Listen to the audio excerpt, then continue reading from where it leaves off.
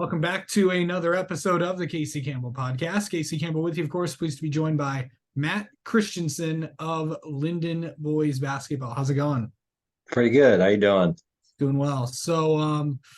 Another season has begun. This is year two for you at the helm at Linden. Just how exciting is it to now know going in now that you know everybody and everyone knows the system and all that stuff. What's it been like now that you have your team all set and ready to go? Oh, it's always easier year two. Year one's always figuring everything out, getting to meet the players, getting to know the players a little better. And now that we got some returning guys that are leaders now that know what we're trying to do here at Linden, and they're able to be the example for the younger guys coming up. So I'm excited for year two. Yeah, for sure. All right. So for people that might not know, kind of recap last year and how it went for you guys. We struggled a little bit. We had a lot of injuries, especially early on. We had one of our senior leaders tear his ACL before the season started, and we were relying on a lot of first-time varsity players to kind of lead the team. We only had 5 wins last year. Then we finished 5-17, and we're looking to really improve on that this year. I know we had the twins both had pretty good injuries last year that were also seniors. Seemed like every senior last year we hit a point where they were banged up in some way, and we were just kind of trying to get through the season with all our limbs intact. Okay, so let's talk about some of the guys that are going to be returning for this team and some of the guys to watch for this year. Yep. I think the most well-known guy in our team's Jace Beecher. He's was second team all league last year as a sophomore. He'll be a junior this year. Some of the guys that I'm excited about that are senior leaders on this team are Connor Hewlett, who'll be playing a little bit inside out game. Very strong, very good football player. Tried to move him the other day in practice. He doesn't move. He's like a statue. So, and also Reed Kruger is a very big key to us returning at the senior guard, playing the 3 spot. And we also have a new junior point guard that I think will help us out a lot, Carter Bouchon, that does a lot better job of controlling the pace of the game where we really lacked last year. We didn't really have a true point guard last year, and he's really stepped into that role and has done a good job so far. Yeah. Okay, so kind of talk about the schedule that you have and obviously we all know the Metro League, especially on your side of the division, is pretty good. A lot of and some new faces in the division as well. Of course, with Fenton having a new coach. Yep. I actually know their coach used to be their JV coach. So I used to coach against him when I was over at Brandon High School. So him and I have known each other for quite a long time. I'm happy for him. I think he deserves that position. A lot of returners in our league. Seems like everyone's back this year. Everyone was young last year. A lot of talent in our league.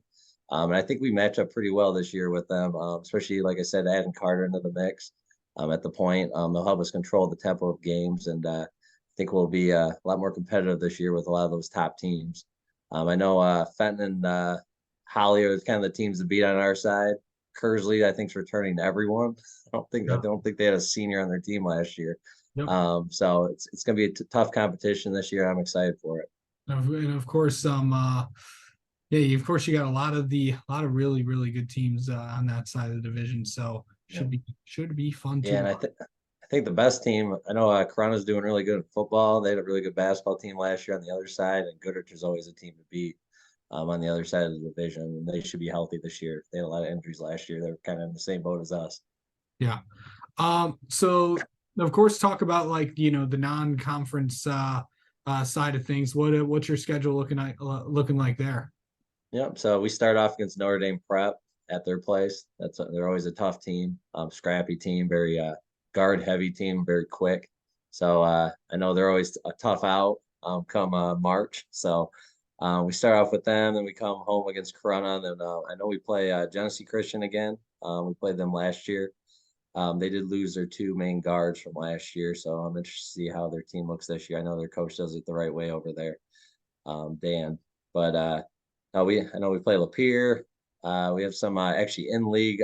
Like we kept this rivalry going with Lake Fenton, so we're gonna be playing them every year, even if they're not on our conference schedule. They will be on our non-conference schedule every other year, so should be fun. Yeah. Of course, kind of oh, I forgot to mention Schwartz Creek is also in the division, and they returned just about everybody Oh too. yeah, they got everyone, but I think everyone's back from every team. Yeah. Yeah, I know. Yeah, Kevin's kind of doing a pretty good job over there. I forgot to mention them since I did see them last year. So they Yeah. should have everybody back. So Yeah, we went to a scrimmage at Corona this past weekend, and their team looks the same. I know they had a sophomore guard last year. I can't pronounce his name, but I yeah, think Cole was his first name. Yeah, he could play, so all right. um, it should be fun. Absolutely. Okay, so I've been getting a lot of obviously one of the biggest changes this year is the no one-on-one fouls anymore. I've gotten a lot of interesting takes on that rule from a lot of coaches I've asked on the boys and girls side of things. What's your take on all that?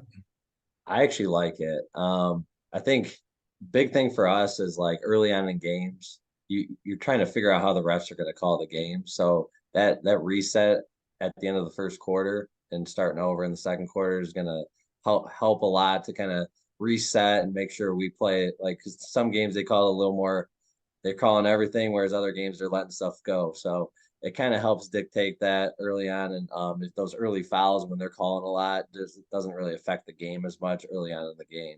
So I like it in the first half. It is going to be weird at the end of the games because there is that kind of element of the 1-1 at the end of games where you could get a lot of chances to come back in a game. But at the end of the day, I think the team that's up in the fourth should be able to win the game and not have to rely on not making a free throw and 1-on-ones and stuff. But I do like it for the first half of the game, first quarter, where we're trying to figure out how the refs are going to call it because it changes day in and day out. Every night you kind of got to figure out how the refs are calling the game and adjust to it. All right. All right. Well, let's kind of preview these next few weeks. With of course the team set. Of course, you got the start earlier. Of course, tryouts are a week earlier than the previous year. This was the week I believe they did tryouts last year. So, Yep. what now that the team is set? What just kind of take me through these next few weeks before before the first game. Yeah, so we have an exhibition against Avondale on Tuesday, so that'll be our first real kind of see where we're at. We had our scrimmage over the weekend, which it was a lot of positives from that. And our first game's next Friday, so Friday after Thanksgiving, not Black Friday, but a week later. So a lot of it's just going to be a lot of repetition, getting really good at what we want to do, and then kind of see where we're at game one and kind of build from that and work on our weaknesses. So um, these next week and a half or so is just going to be pounding the same thing. So it's habit for these guys when they get to that first game. And I think we have very smart players.